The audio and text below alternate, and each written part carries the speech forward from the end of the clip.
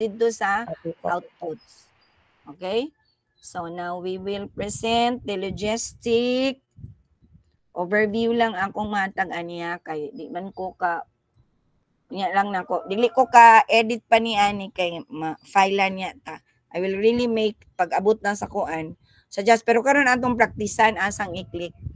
So how logistic works so you can understand the logic behind it. So ito nga SPSS ang ginamit dito. I'm looking for a Just Prelay. Pero naman ko a Just tutorial available sa Google Classroom using Just. You could also refer to that.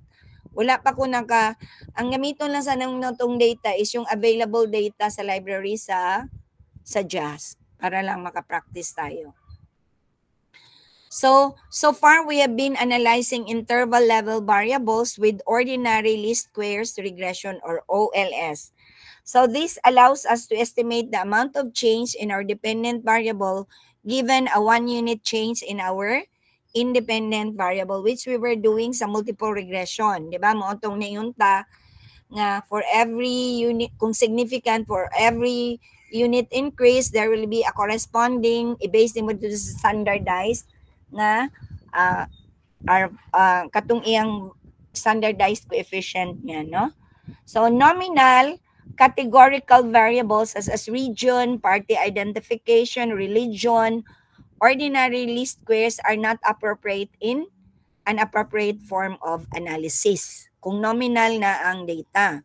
So in doing logistic regression, you could see there the difference, no? So in OLS regression, the coefficient of our independent variable represented the estimated change in our dependent variable for a 1 unit change in an independent variable. Sa logistic, you could see dili siya straight line, na? So in logistic regression, each case scores either a 0 or a 1. In other words, dichotomous, nominal man ta. So therefore, it doesn't make sense to talk about the amount of change in our dependent variable. Like, a person is either a man or a woman, pregnant or not pregnant, meaning voted or not voted, meaning ang outcome niya duha ra gyud, dichotomous, na? So it could even yes or no, survive or not survive.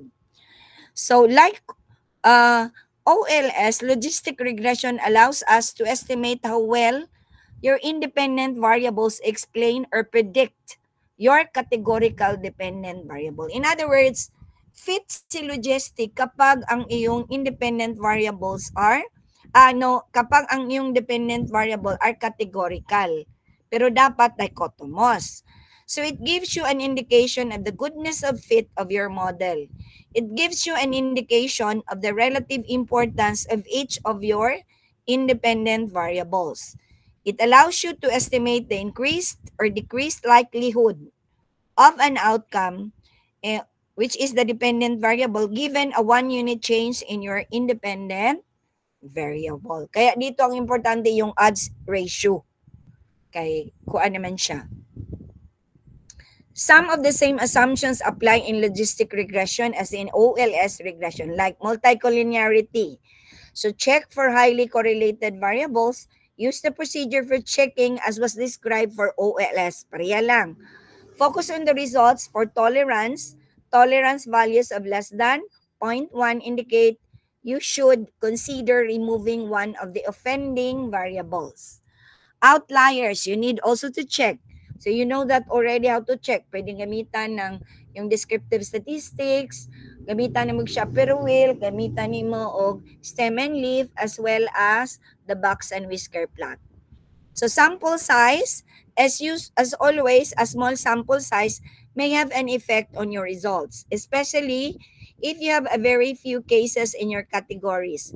Consider collapsing categories to increase the number of cases available for analysis. If you're thinking of using logistic regression for your research essay, the following text will be useful. So you could read that during your free time kung gusto niyo to learn some more, no? So, calculating the odds, as I've said, ang ginagamit kay diri is the odds and ratio. So the event of interest is whether an American adolescent defined a as 15 and 16 years old report having had sexual intercourse by the time of the study. Ang anggi after na ko dire are the presumption. Mamaya, we will use also the YouTube tutorial for the logistic regression before ta mag-practice dito sa data available sa Library of JASP. So these are self-reported numbers, so social desirability may be a concern for measurement accuracy. So the following is analysis done with frequency distribution produced in cross-tabulation. I know you are familiar naman din of the cross-tabulation kasi nominal data manggod siya, no? Diba? So, you could also ask during that pagpangay ng cross-tab, mga mog odds, and you will be given the odds ratio of the results. So, like, ang male, the odds is 0.31 for having intercourse or not, no, sa sex, female, and so on. So, the odds of white males reporting having an intercourse, sorry, but practical man na, basing mabastusan mo. But just practical, no? The odd is 0.321. So, ang gihimo lang niya, ana, is 43 over the total, which is 134. Asa man ang 134 na total? Kung i-add tanan, no? So, ang kuan dire 4320 subtotal. So, ang 144 i-add nimo ang tanan na kuan. 283 plus paning 59. Okay? So, the odds of the white female reporting having an intercourse is 0.174, meaning mas gamay ang odds for the women compared female compared to male. So, ang male ang mas dako og odds na they will report that they will have had intercourse. Maybe because of our society, depende po ni sa society. Sa ato, di pa mo kay accepted na ang babae, lalo na din rin gibutang before marriage or after marriage, no? So we are still, although nagka-modern, pero di pa din ganyan ka-open talaga ang acceptability. Ang lalaki, still our society accepts better nga, okay lang, ang lalaki, bisag wala pa asawa, will have intercourse, sexual. Pero ang babae, burag dili pa kay that accepted. But in other country, burag equal footing na sa ila, wala lang na sa ila ha. So, equally, there are 174 white females who have had sex for each 1,000 who report they have not. So, kung by race, ang male, it is still 0.321. Ang female, it is 0.174 ang odds. No? So, however, in the odds of black males reporting having had intercourse, you could see it's very high. No? It is 1.261. While ang black female is higher po, 0.611 compared sa white female. So, this means that there are 1,261 black males who have had sex for each 1,000 who report they have not, while there are 611 white females who have had sex for each 1,000 who report they have not. And then, kung magbasa mo sa RRL, iba kasi ang culture ng mga black. And they even have to, sayo kay na sila mag-asawa or have sexual. Naman ko sila yung mga pamahiin. They even have this superstitious belief na ang male daw kung na HIV, maayo kung nasaman, ang ilang anang superstitious no nga, they will have to have sexual intercourse with a virgin. Bata kay luoy. Which is wrong, no? Takna na po din noon to, but they have that. Siguro depende po sa place, kadto siguro nasa bukid-bukid nga kulang education, ay mga misinformation, they do that. Okay? So, we can also construct the odd ratios out of odds to make comparisons.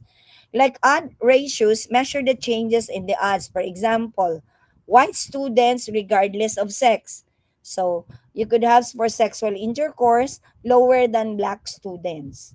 So, we have here 0.244 compared to 0.864.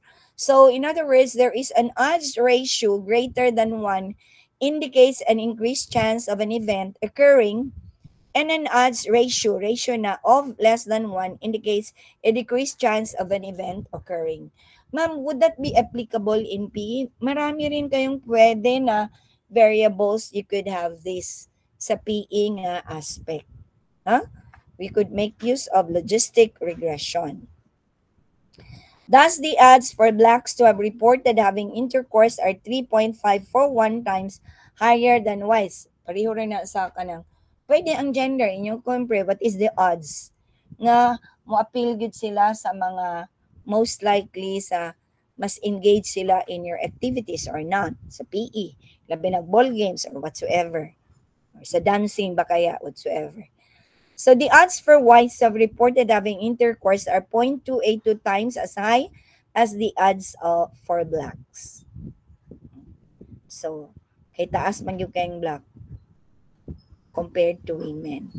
So in OLS regression, we made certain assumptions about the analysis which allows us to make accurate inferences about the population from which the sample was drawn. So no specification error. The relationship between X and Y is linear. No relevant independent variables had been excluded. No irrelevant independent variables had been included. No measurement error. No error term. Okay? So, no error term has a mean of 0. No heteroscedasticity. No autocorrelation. The independent variables is uncorrelated with the error term. So the error term is normally distributed. When these assumptions are met, the OLS regression estimates for a coefficient will be the best. Linear and biased estimates are blue. Okay. For review, pwede na lang kayo magbasa. Overview lang sa ato aron.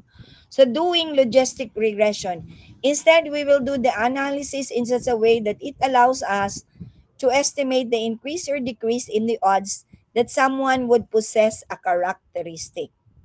So these results can be positive or negative. Example, something increases the likelihood that a person will possess that characteristic or decrease it. So pwede gid siya pang PE.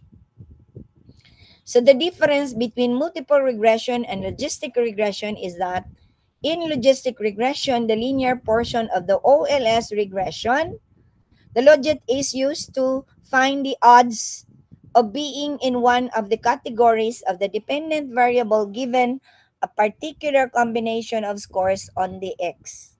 So models are evaluated by assessing the natural log likelihood for each model. So models are then compared by calculating the difference between their log likelihoods. So doing logistic, we prepare the variables. So pwede man sa SPSS or we could have the CSP.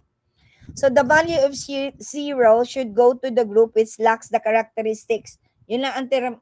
Dalawa lang yung encode, 0 o 1.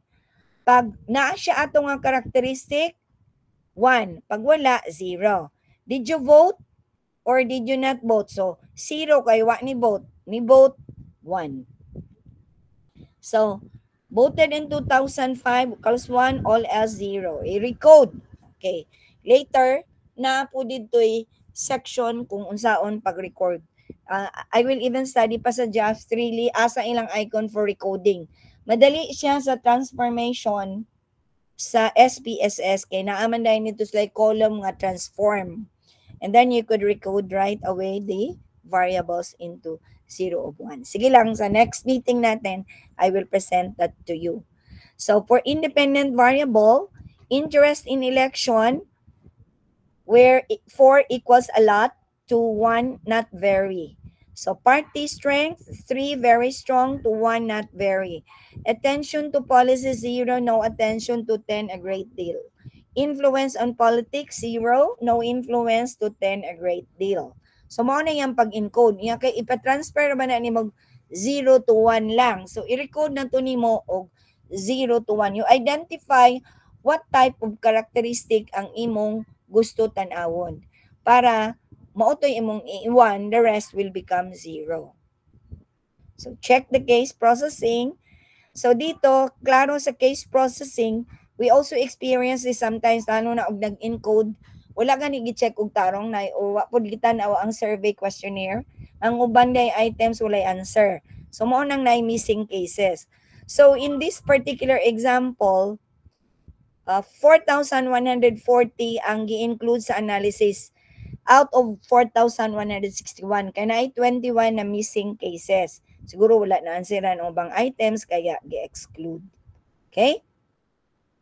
So, look at the coding to ensure you have it the right way for interpretation. Remember, your new variables assign values of 0 and 1. 1 na lang. Kato ganina, ang ubang Likert, abot biya to 10. So, didn't vote 0, voted 1.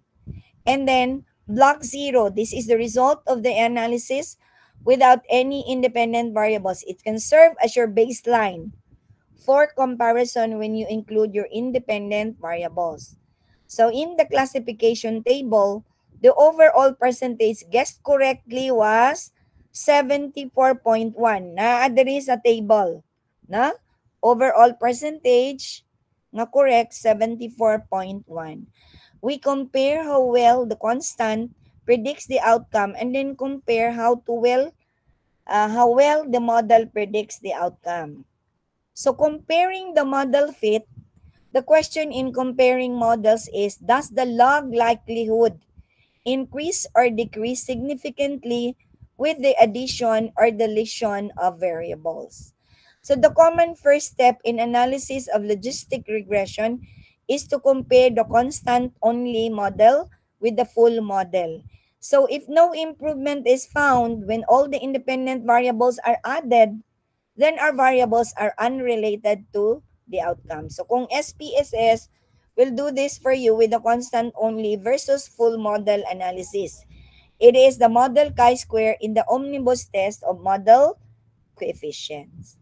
So this is where our independent, sa block 1 naman, our independent variables are analyzed. So the omnibus test of model coefficients gives an overall performance indicator.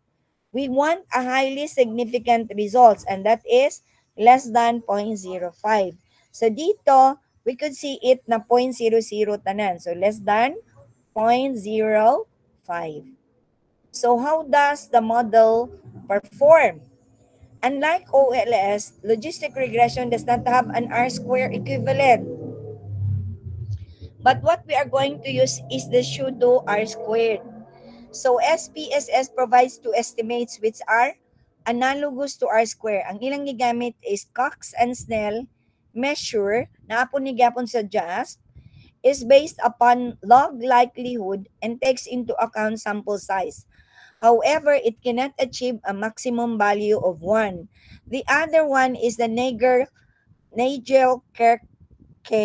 measure adjust Cox and Snell so that a value of 1 could be achieved. So, the output looks like this, the model summary. This is for Excel. Yeah. Similar naman po dyan sa kang just, but sometimes the values are not exactly the same. Huh? So, these provide an indication of the amount of the variance in the dependent variable explained by the model. So, both are pseudo R squares rather than the adjusted R square value you see in OLS regression.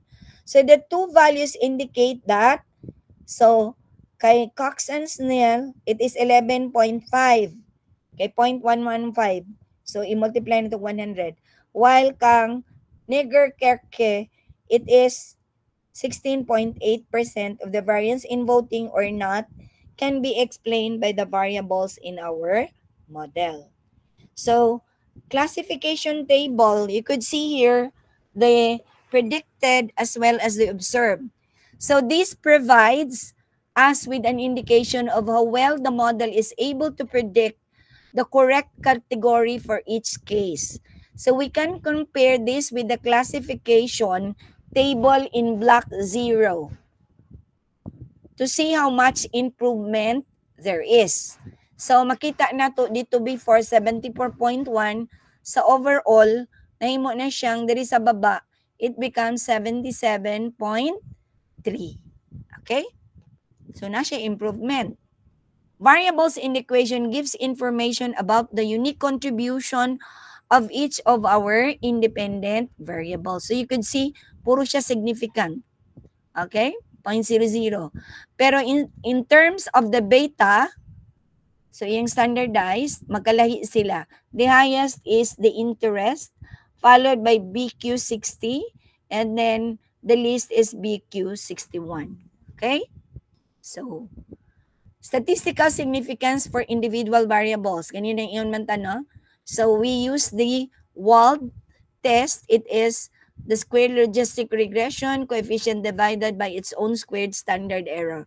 So, the significant column, we could see that all of them are less than 0.05.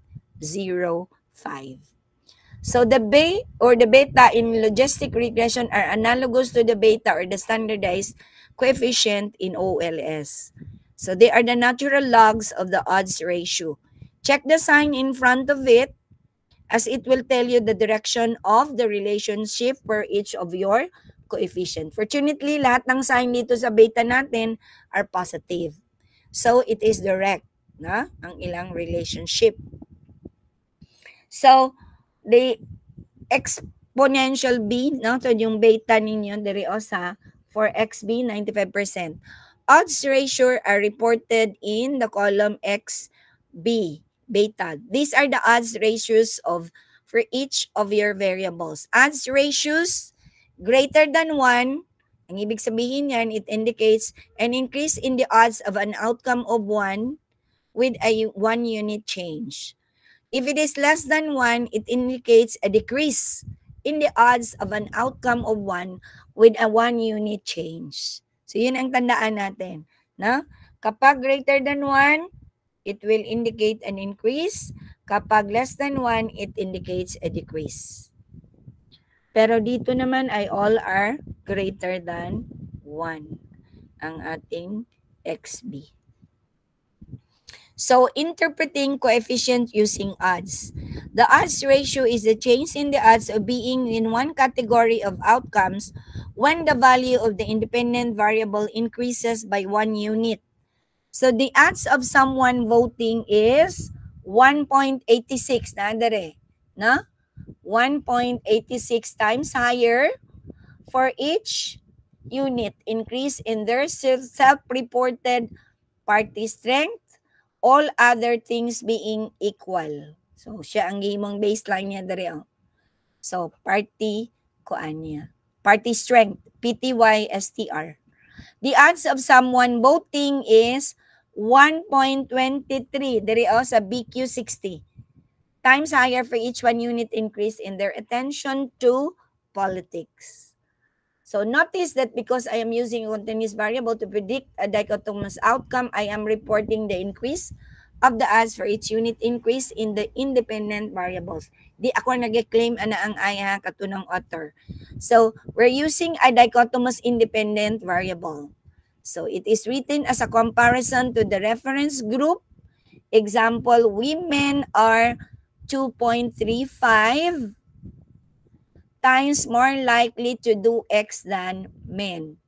Okay, 2.35 ang odds niya in times more likely to do X than men.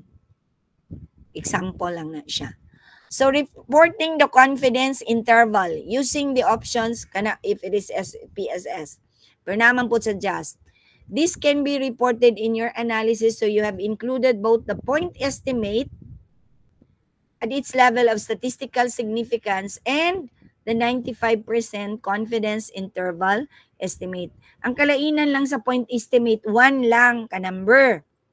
Ang kaning 95 confidence interval estimate na siya lower o upper limit. So this can be in footnotes, endnotes, or in body of your analysis, whichever is more appropriate. So in terms of interpreting and presenting interpretation of odds ratios, the odd ratio is the change in the odds of being in one of the categories of outcome when the value of the predictor increases by 1 unit. So odds ratios greater than 1 reflect the increase in odds of an outcome of a 1, meaning the response category for our dependent variable with a 1 unit increase in the predictor or independent variable. So an odds ratio of 1.5 means that the outcome labeled as 1 is 1.5 times more likely with a 1 unit increase in the predictor. So in other words, the odds are increased by 50% kay 1.5 man. 1 man gito ang add, no? Yeah, gidugangan pa man kay 1.5. Mao to ang 50, ni-increase siya og 50%. How about if it is less than 1? It reflects the decrease in odds of an outcome of a 1. The response category for our dependent variable with a 1 unit increase in the predictor variable.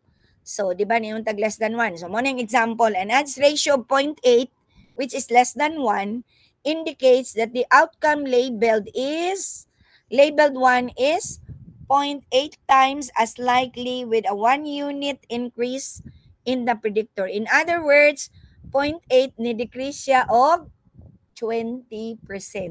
Kung ang 1.5 ni-increase og 50%, si 0.8 ni-decrease og 20%. So sa exam, ani posibleng akong ihatag is output or maghatag ko mga number niya, multiple choice analysis. Okay.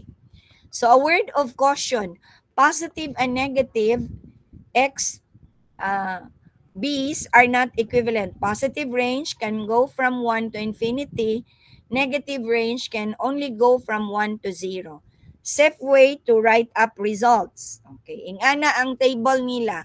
So, usbon na to ni kay kung sunon na to sa UIC, butang na to sa ibabaw table 4.1, sa ubos na ning the effects of sex, blah blah blah, unya italicize. Okay? Kanipod siya ang ila kay ang first letter lang ng capital sa ato kay all the important words i-capital ang first letter. So, mao ni ang yang pagsulat sa iyang mga variable. Na siya model 1, na siya model 2. Yan ay mga values. So, ang gi-highlight diri ang importante man aning kaning iyang mga odds ratio kaning X, P, B. Mao man ay importante diya. So, naa siya value diri nga less than 1, na po siya value nga greater than 1. Okay? Ang female kay less than 1. Ang age is greater than 1. While ang unemployed sa model 1 sa model 1, it is less than 1. Pero sa model, nawala na siya diri. So sa model 2, age is greater than 1 still. And then for female, it is less than 1. And then for the agency, it is greater than 1. Writing it up, an example. So model 2 presented in table 4.1. So the evidence in model 2 of table 4.1 supports this prediction in the equity fairness model. Adding the 3 gender variables to the model has 2 effects. First, it has negligible effect on the variance explained, increasing it marginally to between 0.03 and 0.06. Gamay naman ito yung increase, di ba? Second, the effect of adding agency to the model, decreasing the effect of being a female negative 0.57. Okay, negative 0.57 to around negative 0.57 sa model 2 while originally it's negative 0.67. Smaller than in model 1 where B is negative 0.67. So, very easy. So, naay i-recode binary. So, dili man ta magamit. So, I would like you to open your Google Classroom again. I-off lang yung inyong microphone. Kay lisod manggod ko mag-present og video. Di kayo friendly manggod si Gmeet. Kabalo mo present sa Gmeet nga na sound. Ako dili kay ko makapasound kung Gmeet akong gamiton. Except ito ang microphone po ni mo do. On sir?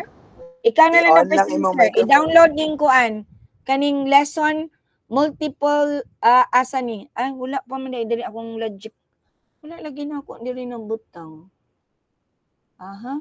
I-add sa day nako, nalimtan nako ang upload ang kaning kuan logic how to perform logic dara YouTube namang ko. Sa day butang niya, I will request somebody na lang di ko paalig-alig kay di kay ko hawod magpa-sound ani. Ako sang ibutang sa classwork i-add nako. Dili nang i-upload nako di akong diri na lang nako i-add.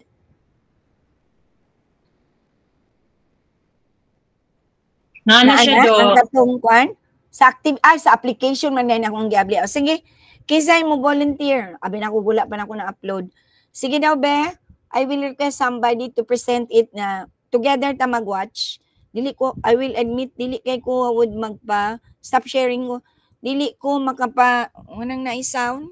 Who will show it? Si Leonard ba to ni Tingo ganina? Sige, ikaw daw Leonard, i-present daw. Si Sir Romero to, Doc. Sir Romero, sige ikaw sir.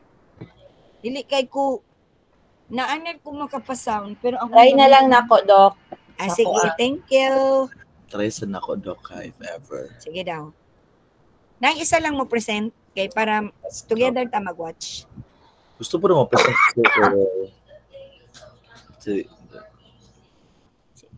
Kisa man sa inyong duha, katawa man sila video. Jen lang, Doc. Jen. Share sa ko, Doc. Sige. Ha? Gusto ko rin to sa Sir Earl, pero okay na, nakauna na ba si Ma'am Jen? Sige, sige. Whoever, basta together ta. Di manggug ko, di kay na ko maglisod pa ko unsang pagtuon na ng usap. Mayo kung kuan katong isa ka apps. Katong unsa ganito? Dili Gmeet, unsa ganitong isa na tong ginang.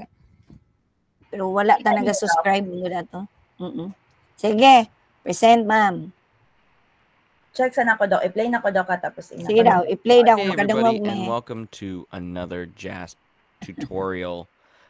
In Makadungog mi ma'am. Okay lang. and it's been a while since I've done an episode of the tutorial, but I've been asked to do multiple regressions. So one of the more recent episodes of this series, I did a bivariate linear regression. Well, for this particular episode, I'm going to go ahead and do a Ay, dili ni mao, Doc. multiple. Dili ma'am, ang multiple regression, logistic ma'am.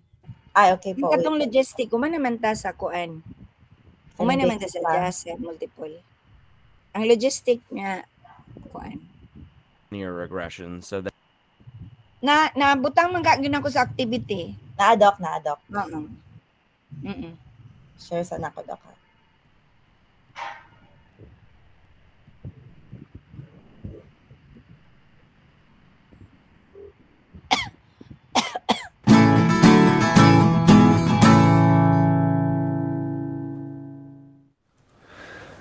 Welcome to JASP Tutorials. Today I'll introduce traditional logistic regression. Logistic regression is used when there is a dichotomous response, meaning there are only two possible outcomes. Our example file contains the real data from the Titanic disaster. Each row in the data represents one of over 1,300 passengers on the Titanic. In the columns, we see the name of the person, his or her passenger class, and the person's age. Furthermore, we know the gender and whether or not the passenger survived.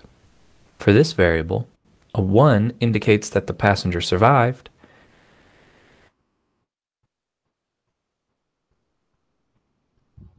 we'll build a logistic regression model to predict the survival of the passengers based on their age and passenger class.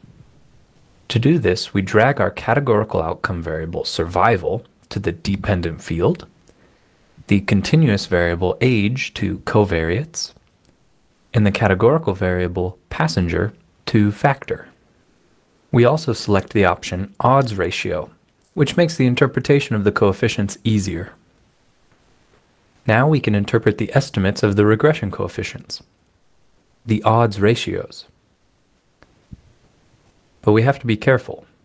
When we interpret the odds ratios for surviving the disaster, we have to keep in mind that the value 0 of the continuous variables and the first factor level of the categorical variables are serving as reference classes for the model.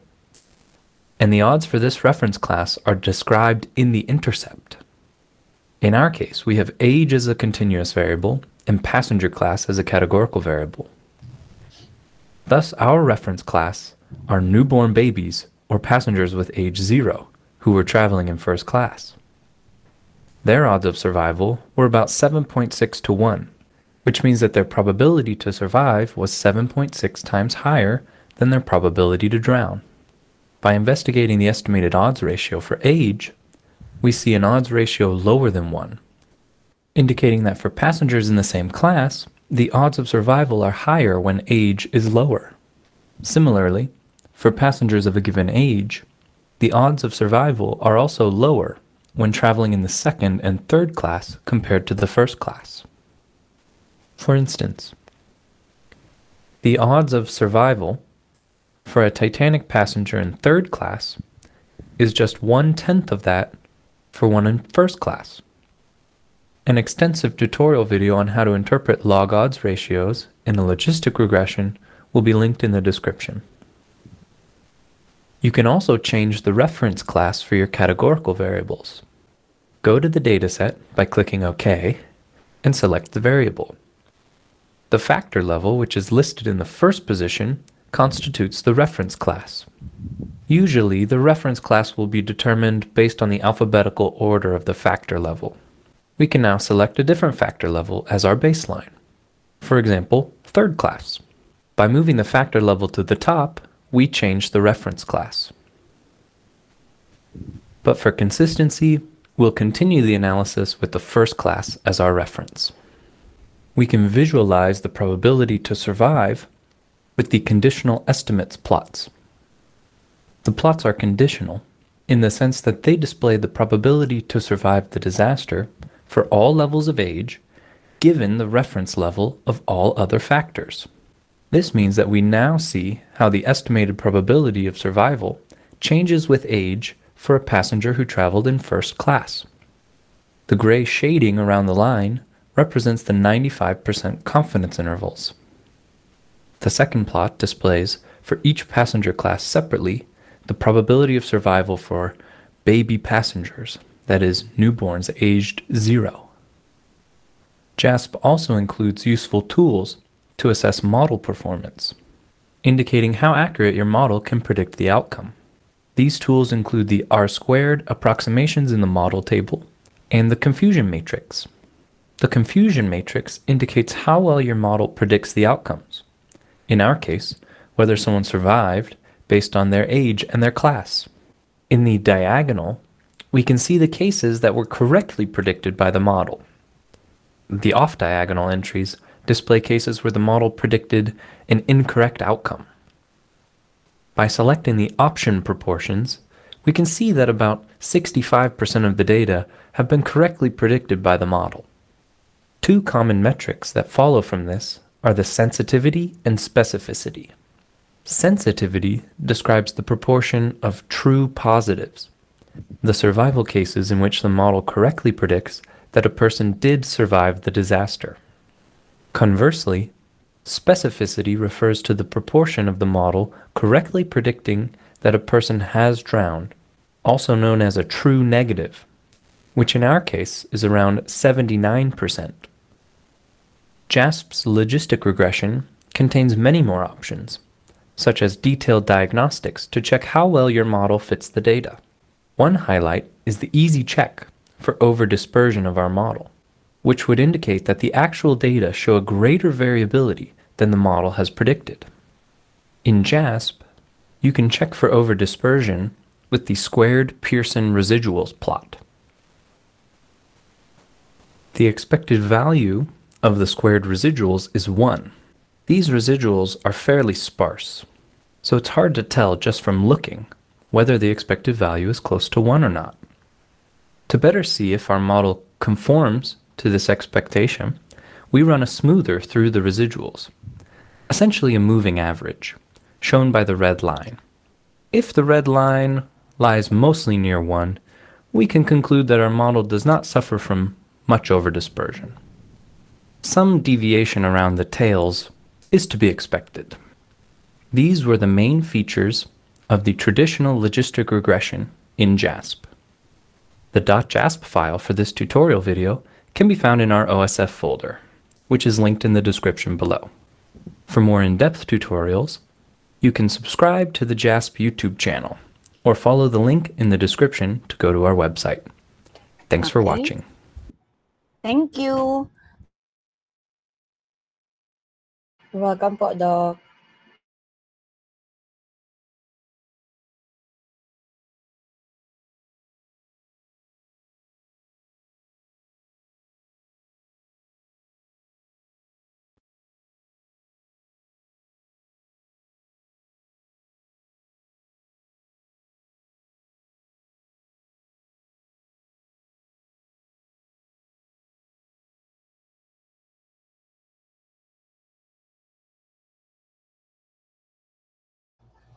Nakamute po ka, Doc.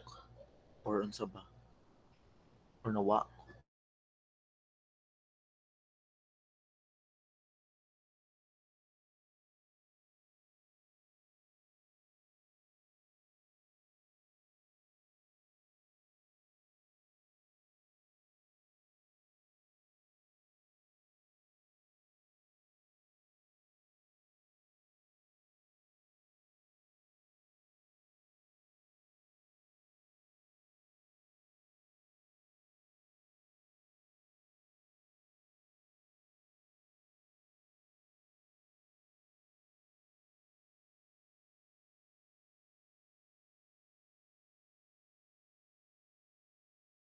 Ganina ko ginistorya, mamli akong microphone nag-on. So you were able to, as I've said, ang starting na ko is, I really chose that among the many ng available tutorial because one, clear siya mag-English and very clear ang kanyang explanation. Very clear ang kanyang pag-explain on, especially on the meaning of the outputs. Kasi sa exam, ipipirma mo sa final exam, kay wala may hands-on. Interpretation of output man. At least, if I give you an output, you will know how to explain unsay meaning anang specificity, sensitivity, agatong mga number, unsay mahitabo.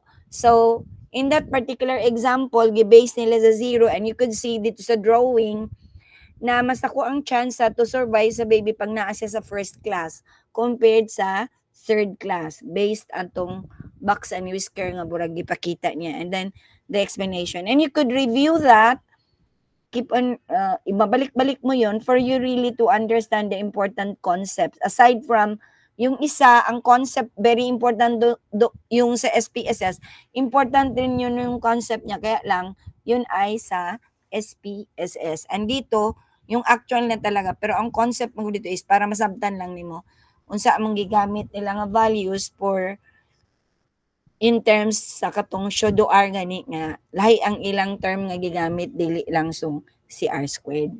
So it's already eksakto dito 11 na human. So ang inyong participation di ko mangayo og kuan logistic, only the multiple regression katong table of discussion then the outputs. Okay? That will be ang end nako is 11:59 karong gabi. Okay? For your audio video nga data, for the asynchronous, ang ako ra pong pangayon will be the audio video presentation for your multiple regression. I will just post it next week na. Okay, with that, Thank you, I would Dog. like to end this class. And kano sa ata oras mag-meet next week? Tell really your classmates, although i-post po na ako, we will be meeting at 3:30 and we will not be using this Google Meet link. Ang gamito na ko, ihatag na ko sa inyo, is katong post ko lang ang para sa akong kuan nga link sa akong DBM. Nga Not section. next week, Doc. On March 22. Dili lang sa March 22. Basta next Google Meet akong gimin. Next Google Meet nato nga klase. Kay naaman daw may activity sa PhD, PE. So nangangyo si Ma'am Kuan Porelan na mag-swap. Okay?